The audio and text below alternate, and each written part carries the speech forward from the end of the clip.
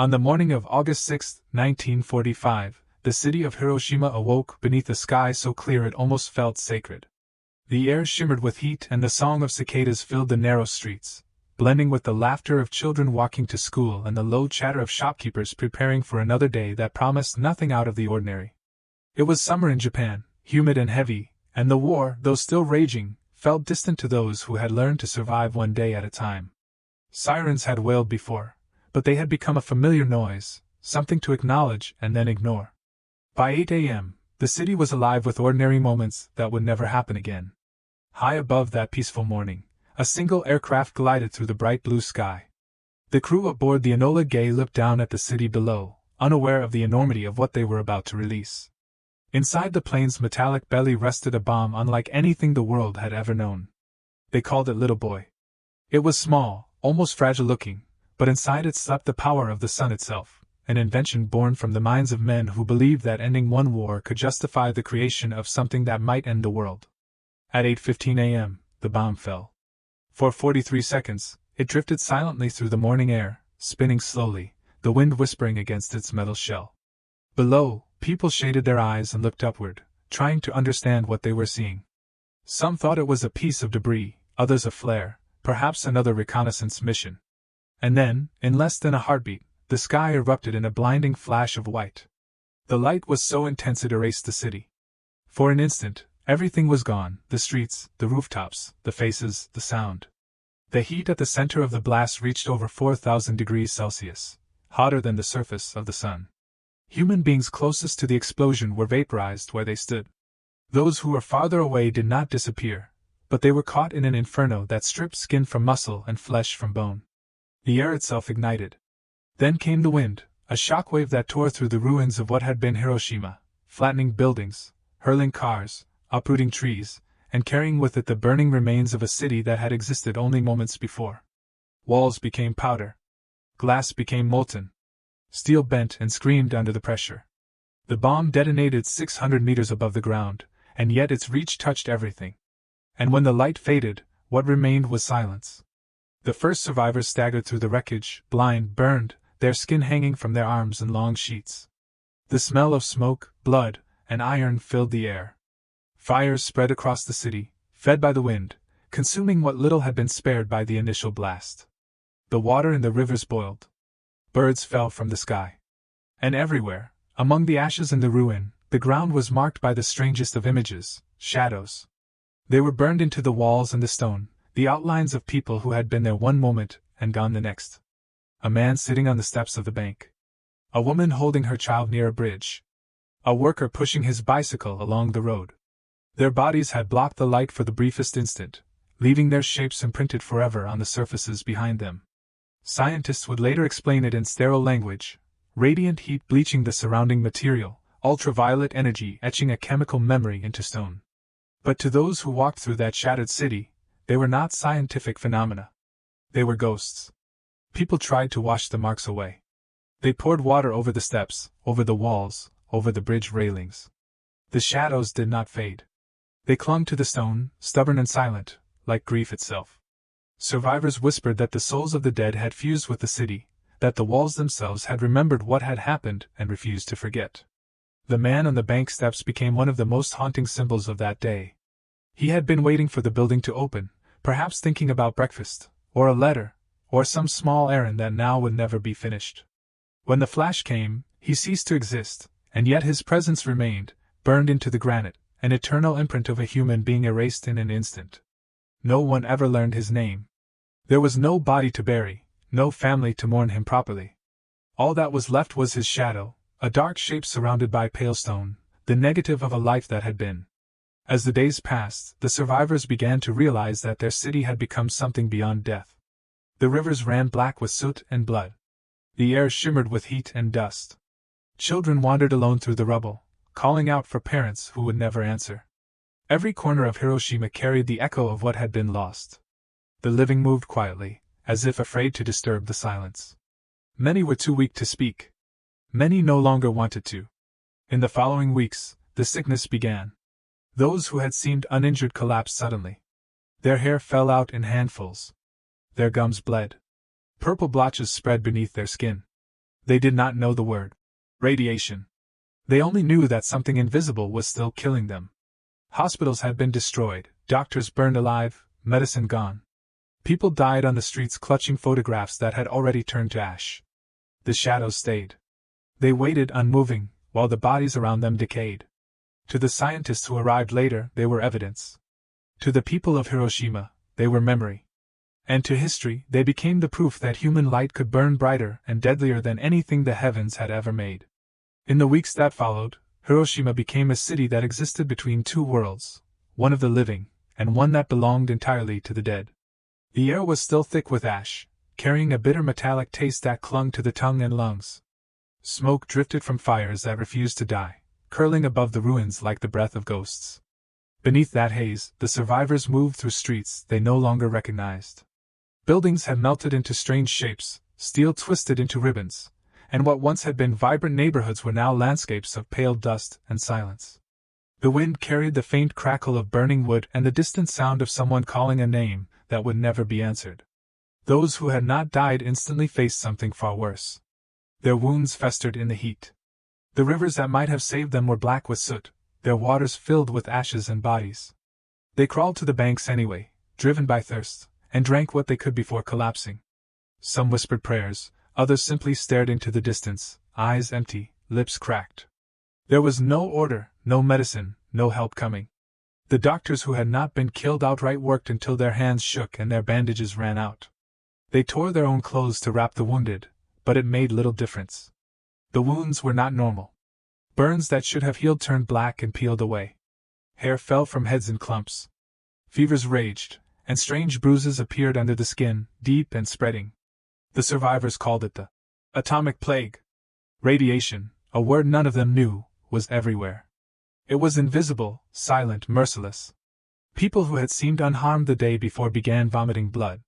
Mothers watched their children fade without understanding why. Some said the air itself had turned poisonous, that even the light was now deadly. In truth, they were not wrong. The city was a wound still bleeding into the sky. Weeks later, when the first American teams arrived, they walked through a landscape that seemed unreal. They took photographs, measurements, notes. They called it an investigation. But those who were there later admitted that no camera could capture what they saw. The colors were wrong, too bright, too lifeless. The ground shimmered with glass made from sand. Every footprint left a cloud of ash. Even the silence felt heavier than sound. They found the shadows too. The outlines still visible on bridges, on staircases, on the stone walls of schools. Scientists studied them, tracing the darkened edges, explaining how the light of the blast had burned the city itself into a negative image. But for the people who lived there, those shadows were not curiosities. They were proof that their loved ones had once existed. The only graves left in a world without bodies. Some families came every morning to lay flowers before a mark on the wall, whispering apologies to something they could no longer touch. One woman told a journalist, "When I see his shadow, I talk to him. I tell him what day it is, what the weather is like. I tell him I'm still here." Her husband's silhouette was imprinted on the steps of their home. The house itself was gone, but the steps remained, and so she kept returning.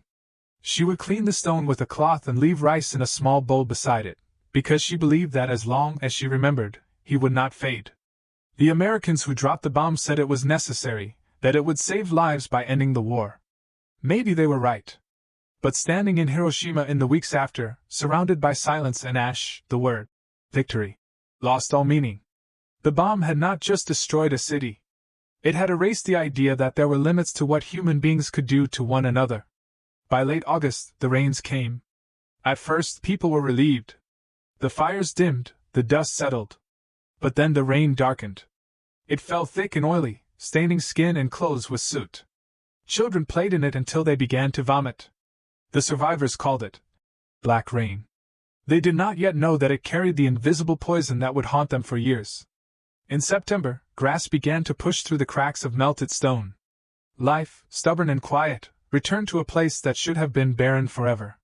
Yet for those who had lived through that morning, there was no returning. They moved through the rebuilt streets like strangers. They laughed because they were supposed to. They rebuilt because there was nothing else to do.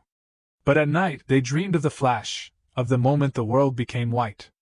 Some said they could still feel the heat on their skin when they woke. As Hiroshima was rebuilt, the shadows became something sacred. The government ordered that the surviving examples be preserved. Scientists took casts of them, carefully lifting the outlines from the stone, transferring them to panels of concrete and glass.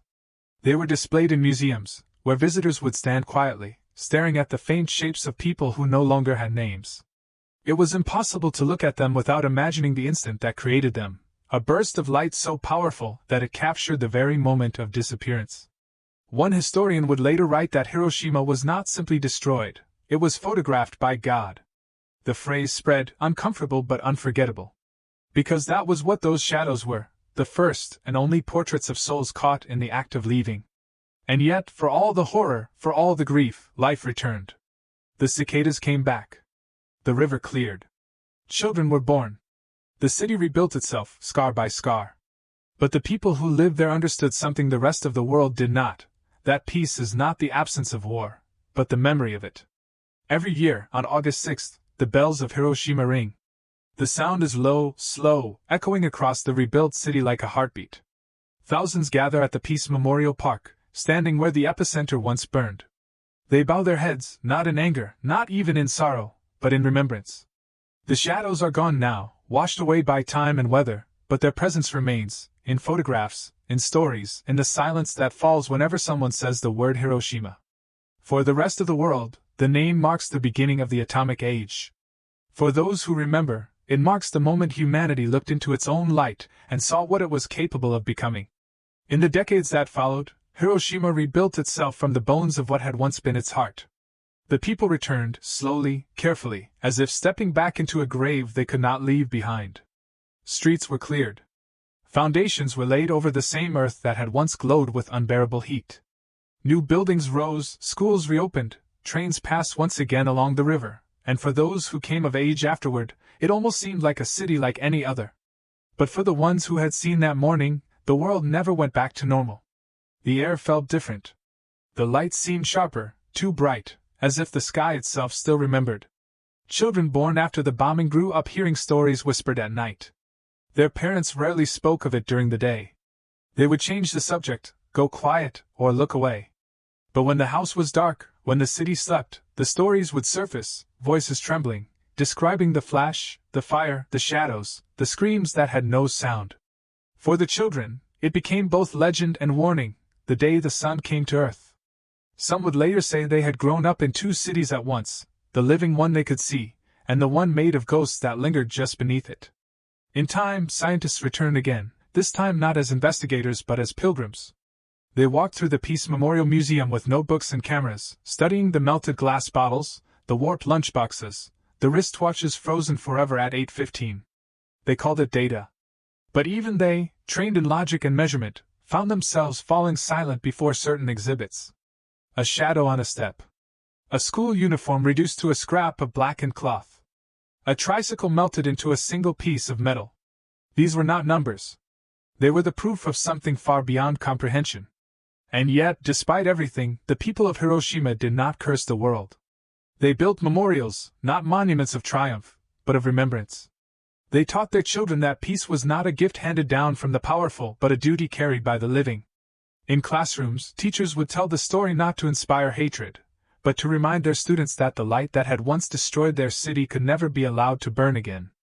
Every August, the city became silent once more. At exactly 8:15 a.m., the bells rang, and traffic stopped. Workers paused mid-step. Conversations fell away. The entire city held its breath as the sound of the peace bells spread across the river and over the rooftops, soft and endless. And in that silence, those who had survived remembered what it felt like when the world disappeared. Some of the oldest survivors were invited to speak to visiting students. Their voices were thin and shaking, but their eyes carried the weight of that morning. They did not speak of politics. They did not blame or accuse. They simply told what they saw. One woman said, "The light came from everywhere. It was like being inside the sun." Another said, "When I woke up, I was covered in blood, but it wasn't mine." A man recalled walking for hours through the city, calling his wife's name, until he found only her shadow on the wall of their home.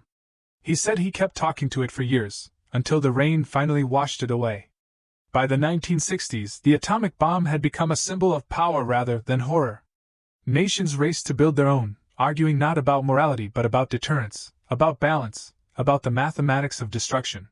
Hiroshima became a warning that few truly listened to. The survivors, the hibakusha, aged quietly, carrying the sickness inside them, the slow radiation burns that never healed, the cancers that came without mercy. They were treated as outcasts in their own country for many years, as if the contamination had marked not only their bodies but their spirits. Yet they endured. They gathered each year to light lanterns and release them onto the river, hundreds of small flames drifting across the dark water, each one carrying a name, a memory, a prayer. When night fell and the lanterns floated away, the reflection of their lights looked like stars scattered across the current, and for a moment, Hiroshima looked at peace, a city of light, reborn from light. But for those who knew, that beauty was painful.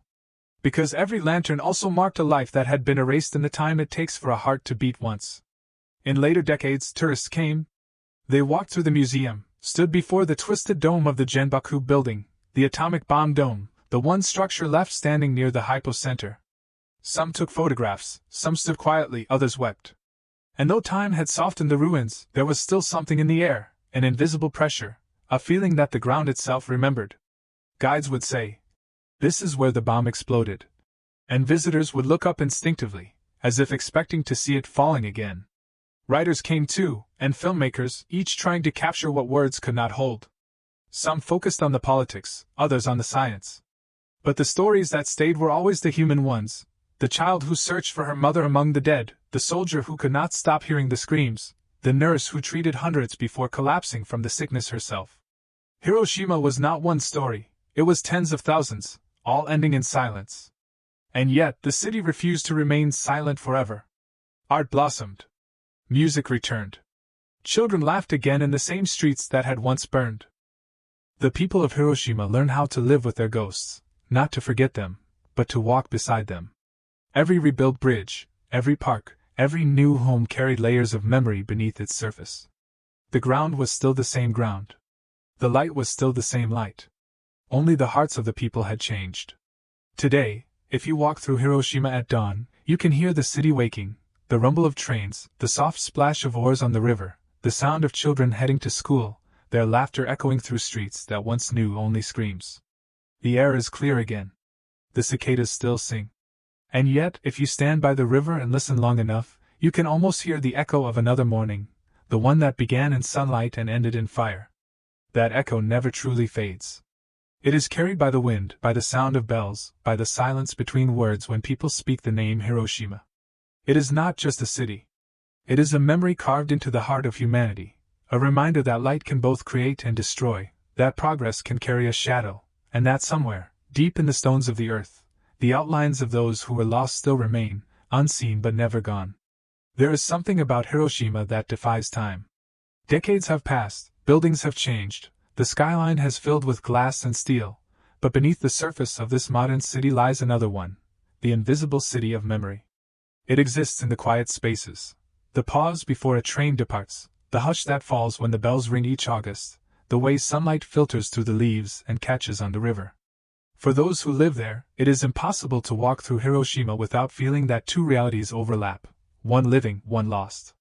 The atomic bomb dome still stands, its skeleton rising against the bright sky. Tourists take photographs from every angle, trying to understand the weight of what it represents, but to the people of Hiroshima, it is not just a ruin. It is a witness. The frame of twisted iron and fractured brick has seen the worst of humanity, and the quiet persistence that followed. Some days, when the wind is still, you can hear the river running beside it, and the faint laughter of students on their way to school, a sound that feels both ordinary and sacred, as if every laugh were an act of defiance against history itself. There is a word the Japanese use, kizuna, the bond that ties people together through suffering.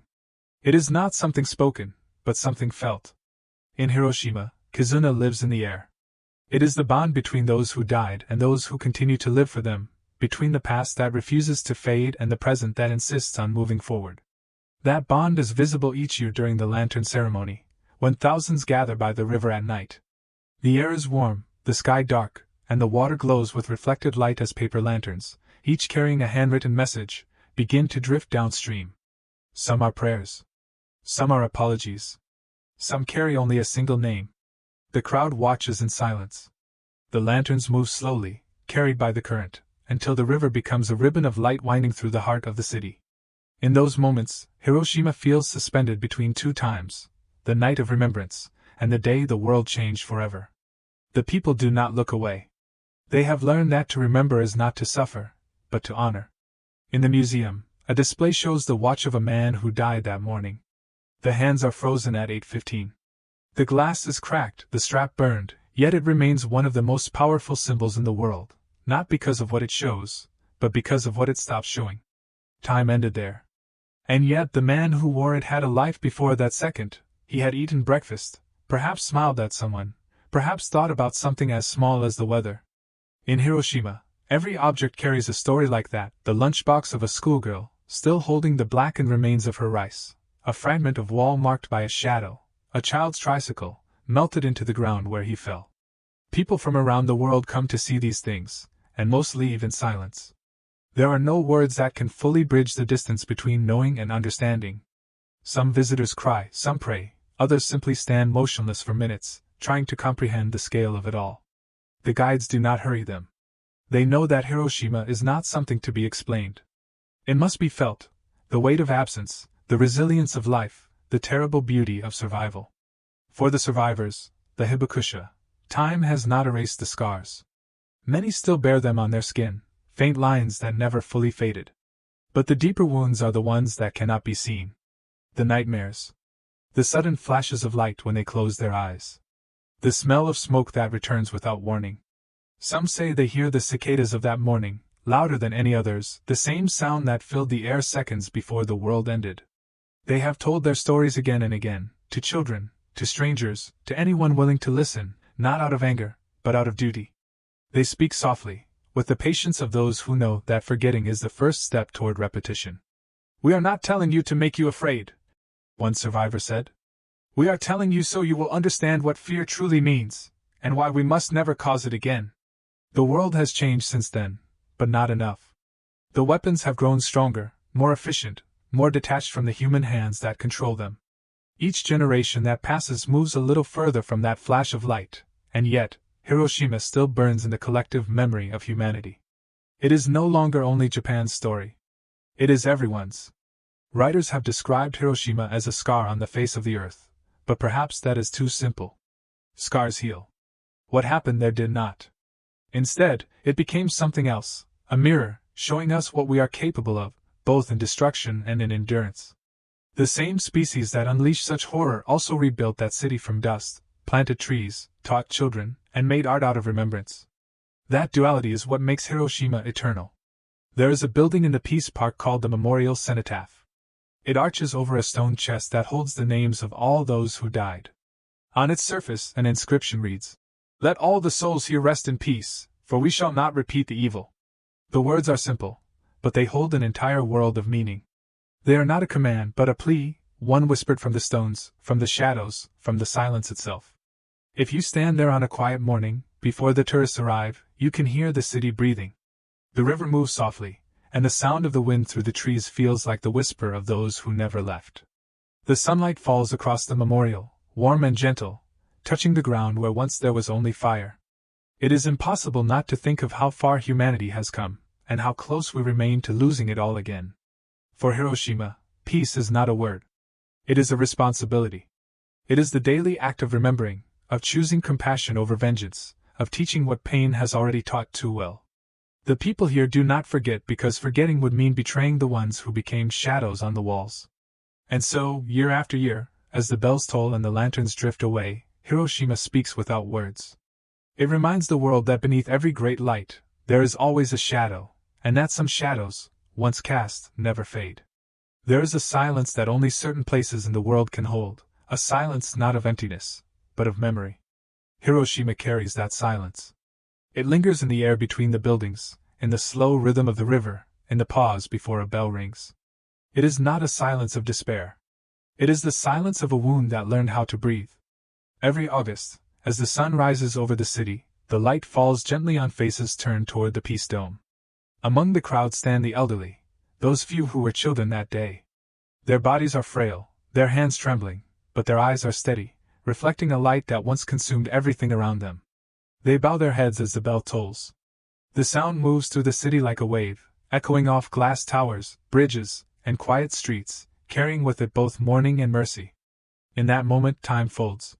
The present stands beside the past. For those who remember, the flash still burns behind their eyes, not as terror, but as truth. They see the city as it was and as it is now, the ghosts walking quietly beside the living. The two worlds coexist for a heartbeat, and then the sound fades, and life continues. Vendors open their stalls. Children laugh. The river glimmers in the light. The city exhales. Hiroshima's story is not just about death. It is about what comes after, what human beings choose to do when faced with the ruins of their own creation. Many cities have been rebuilt after war, but few have been reborn with such clarity of purpose. Here, remembrance is not a burden, it is a way of life.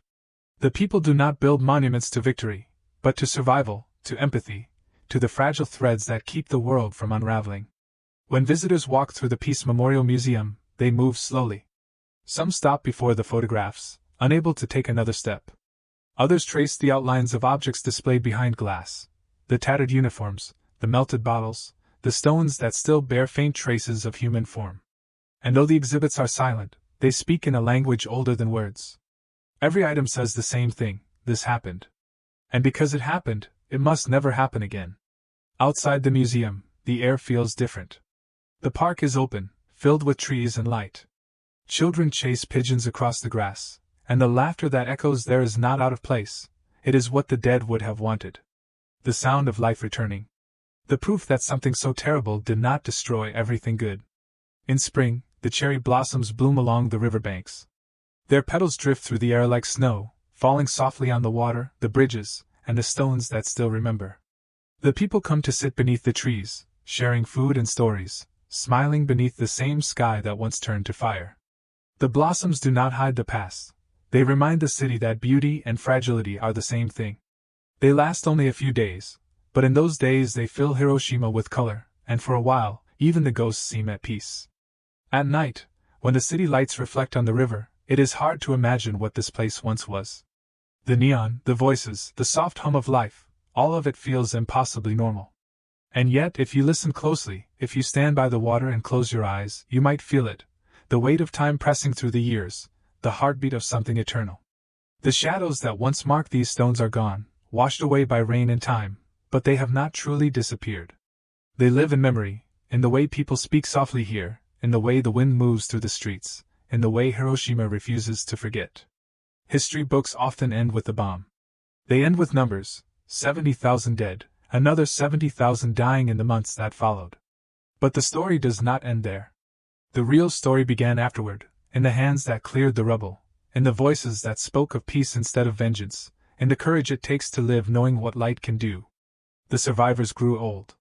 Many are gone now, their testimonies recorded, their faces remembered in black and white.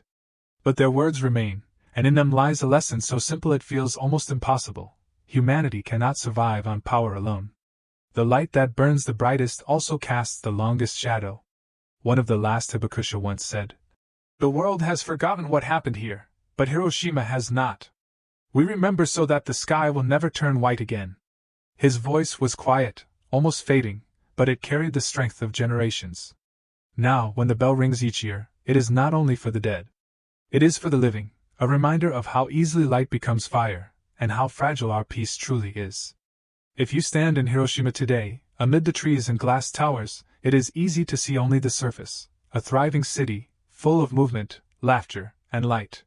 But beneath it all lies a message written in the ashes: that life will always find a way to rise again, that remembrance is an act of love, and that the greatest strength of humanity is not in its power to destroy, but in its ability to rebuild. As the sun sets over the river, the lanterns return, floating quietly in the dark water.